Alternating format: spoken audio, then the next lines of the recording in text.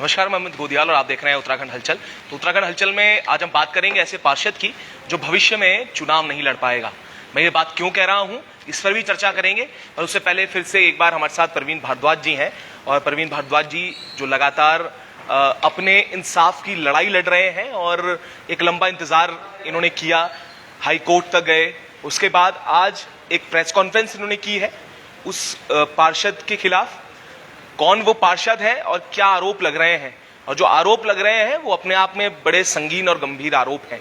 तो सीधे प्रवीण भारद्वाज जी से जान लेते हैं। भारद्वाज जी, ये भी जानना चाहूंगा कि ऐसा कौन सा पार्षद है और क्या कारण है कि वो भविष्य में चुनाव नहीं लड़ पाएगा, ये पहले मैं आपसे जानना चाहूंगा। सर, पार्षद संजय नोटियाल है, वार्ड नंबर 6 दून विहार का, जिसने ना फर्जी दस्तावेज बनवाए और फर्जी दस्तावेज बनवा के 2018 में चुनाव आयोग को भ्रमित करते हुए अपना फॉर्म पास करवाया और पास करवाने के बाद में चुनाव जीत भी गया। और 5 साल तक उसने लगातार क्षेत्र में निगम की ज़मीनें कब्जा करना और करोड़ों रुपए की ज़मीनें बेचना, सोसाइटी की ज़मीनें कब्जा करना, ये लगातार उसका चलता रहा। आप देखिए कि जिस समय पे अब जब मैंने इसको पता चला, जब मैंने इसकी जांच के पेपर सारे आरटीआई से निकाले तो आरटीआई में पता चला कि ये संजय नोटियाल जो है नगर निगम की ज़मीन पर पिछले 15 वर्षों से रह रहा है। नगर निगम की ज़मीन पर ही इसका मकान है, नगर निगम की ज़मीन पर ही इसने एक दुकान खोल के रखी है। जो दुकान है तो दुकान पे कायदे से बिल जो बिजली का है, पानी का है, ये कॉमर्शियल आना चाहिए, लेकिन उसको रेसिडेंशियल बिल आ रहा है इतने सालों से। सरकारी पैसे का दुरुपयोग हो रहा है। इसके बाद में जब चुनाव आयोग का जो गजट मैंने देखा तो गजट में ये क्लियर लिखा था कि जो भी व्यक्ति नगर निगम की कब्जे की जमीन पर रह रहा है वो चुनाव नहीं लड़ सकता है। लेकिन संजय नोटियाल का तो पूरा परिवार जो है कब्जे की जमीन पर रह रहा है। संजय नोटियाल की जो पत्नी है मीनाक्षी नोटियाल, मीना नोटियाल, मनीषा नोटियाल, रामचंद्र नोटियाल, भुवना देवी नोटियाल, बबीता नोटियाल, इनका पूरा परिवार कब्जे की जमीन पे पिछले 15 वर्षों से निवास कर रहा है। मैंने इसकी शिकायत अपने राज्यपाल उत्तराखंड को की है। उत्तराखंड सरकार के राज्यपाल को इसकी शिकायत की और इसका अध्यक्ष राज्य निर्वाचन आयोग में इसकी शिकायत की। शिकायत करने के बाद में जो राज्य निर्वाचन आयोग ने तो इसके ऊपर त्वरित कार्रवाई करते हुए संजय नोटियाल के विरुद्ध प्रमुख सचिव को जांच के आदेश दिए कि भविष्य में इनके चुनाव के ऊपर रोक लगाई जाए। और इसके बाद में इन्होंने जितना भी इन्होंने सरकारी धन का दुरुपयोग करा है उस धन के रिकवरी के लिए भी कार्रवाई की जा रही है। और इसके साथ साथ इनके 5 अन्य पार्षद भी इनके साथी गण हैं, जो भूपेंद्र कठेत है, कमल थापा है, चुन्नी लाल है, योगेश घाघट है, पार्षद सत्येंद्र नाथ है। ये 5 पार्षद अन्य हैं जो जिनके ऊपर कई मुकदमे चल रहे हैं, जिन्होंने चुनाव आयोग से कई बातें अपने शपथ पत्र में छुपाई गई है। अभी इनके ऊपर भी जांच चल रही है और शीघ्र इनके चुनाव पर भी रोक लगाई जाएगी।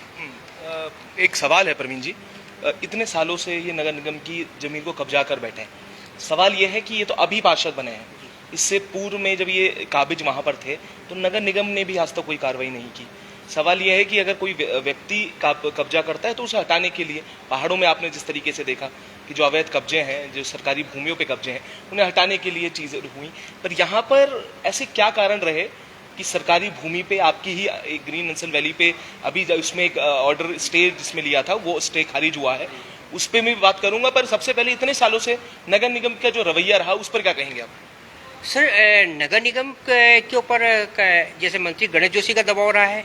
अपर मुख्य सचिव जो है ओम प्रकाश, जो पहले अपर मुख्य सचिव थे, जिस समय उन्होंने है ना बिजली विभाग से, जल निगम से, नगर निगम से अपने प्रभाव का दुरुपयोग करते हुए इनको संजय नोटियाल के नाम पर आधे प्रमाण पत्र अंसल ग्रीन वैली 30 नंबर मकान का दिया था, जबकि मकान नंबर 30 पर कभी भी संजय नोटियाल का आवास रहा ही नहीं है। मकान नंबर 30 के सामने बापू नगर 29/1 में संजय नोटियाल का मकान थे, जहां पर संजय नोटियाल पिछले 15 वर्षों से रह रहा था। तो इसने चुनाव आयोग को भी झूठ बोला। इसका ये जो अपर मुख्य सचिव ओम प्रकाश है, इनके प्रभाव के कारण इसको इन सब विभागों ने जाली प्रमाण पत्र इशू करे। जब आप देखिए कि अगर आपके नाम पे कोई प्रॉपर्टी है तो कोई भी विभाग अगर प्रमाण पत्र देगा तो आपके नाम पे ही देगा।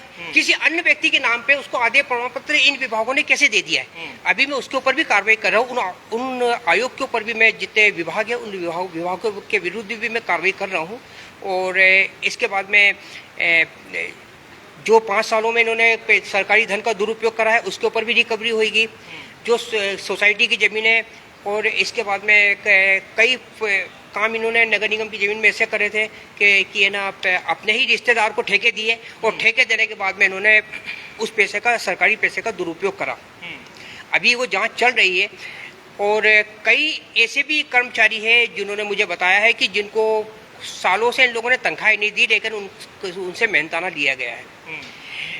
क्षेत्र में पूरा इन लोगों का खुल के आतंक था। इन्होंने फर्जी पेपर बनाने में संजय नोटियाल एक मास्टरमाइंड व्यक्ति है।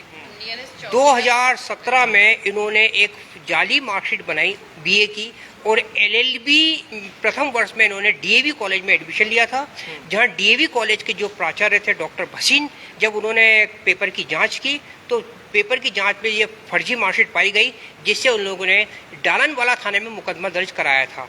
इसके बाद संजय नोटियाल ने चुनाव आयोग को भ्रमित करने के लिए उस केस का भी इन्होंने उसमें वर्णन नहीं किया।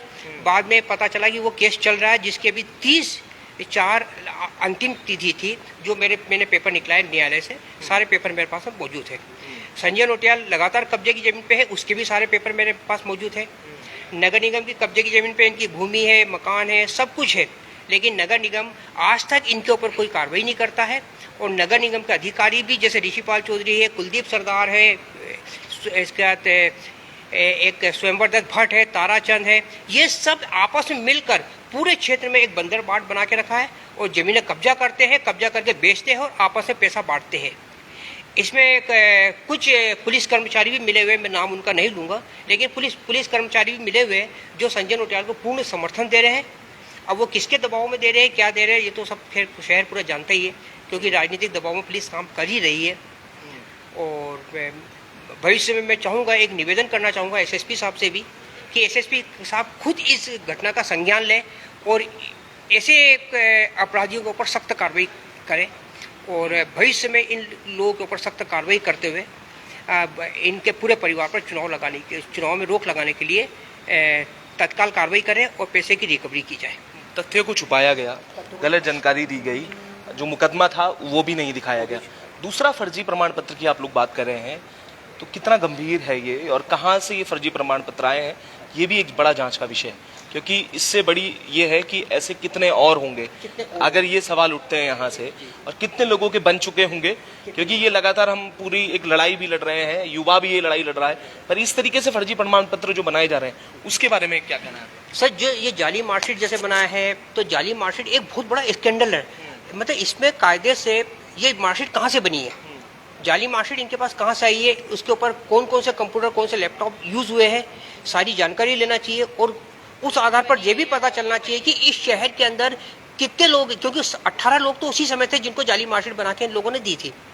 18 व्यक्ति थे, 18 मुलजिम बने हैं डालनवाला थाने में डीएवी कॉलेज में जो फर्जी मार्कशीट बनाई थी।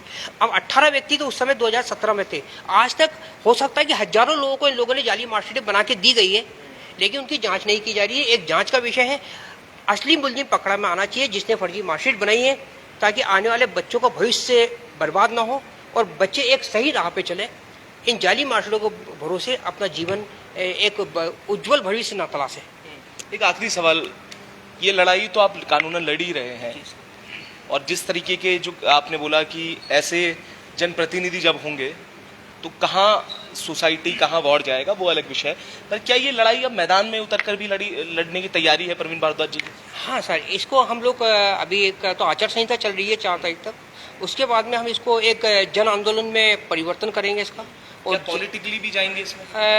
पॉलिटिकल भी अभी देखिए, अब समय ये तो बताएगा कि पॉलिटिकल, वैसे मैं विचार कर रहा हूँ कि एक अच्छे क्षेत्र में इंसान को आना चाहिए, जो सिर्फ ये दिखाए शहर के अंदर कि 5 साल के अंदर इतने अच्छे भी कार्य हो सकते हैं। मतलब राजनीतिक नेताओं को कभी भी द्वेष की भावना नहीं रखना चाहिए कि ये व्यक्ति बीजेपी का है, ये कांग्रेस का व्यक्ति है, ये निर्दलीय व्यक्ति है। हर व्यक्ति समान होता है। अगर वो आपका क्षेत्र का व्यक्ति है तो हर इंसान को समानता से देखते हुए उसके साथ में एक विनम्रतापूर्वक व्यवहार करते हुए उसके साथ में एक अच्छा कार्य करना चाहिए। अगर आप द्वेष की भावना रखते हैं तो द्वेष की भावना रखने से क्षेत्र में कभी भी उन्नति नहीं हो सकती है और क्षेत्र में हमेशा एक दुर्व्यवहार चलता रहेगा और आपसी विवाद बढ़ता रहेगा। तो ये थे प्रवीण भारद्वाज जी, इनका कहना है कि मैदान में उतरेंगे और ये आचार संहिता खत्म होने के बाद एक बड़ा जन आंदोलन करेंगे। पर सवाल यहाँ पर यह है कि ऐसे पार्षद जिन्होंने फर्जी प्रमाण पत्र बनाए, अपने दस्तावेज फर्जी बनाए और उसके बाद सरकारी भूमि पर कब्जे किए, और ऐसे कितने और लोग हैं, क्योंकि इसमें अभी एक बड़ा घोटाला जो नगर निगम में हुआ है, क्या ये पार्षद वो भी इसमें शामिल है जिन्होंने स्वच्छता समिति बनाई और करोड़ों रुपए का घोटाला इसमें किया? ये भी अभी कई पहलू खुलने बाकी हैं, इस पर भी जांच जारी है और कौन कौन से ऐसे पार्षद हैं जिन्होंने घोटाले किए हैं, और ये जो परत जब खुलती रहेगी और ऐसे कितने पार्षद और होंगे और उन पर क्या कार्रवाई होगी, हम भी लगातार अपडेट करते रहेंगे। तब तक के लिए जुड़े रहिएगा और देखते रहिएगा उत्तराखंड हलचल।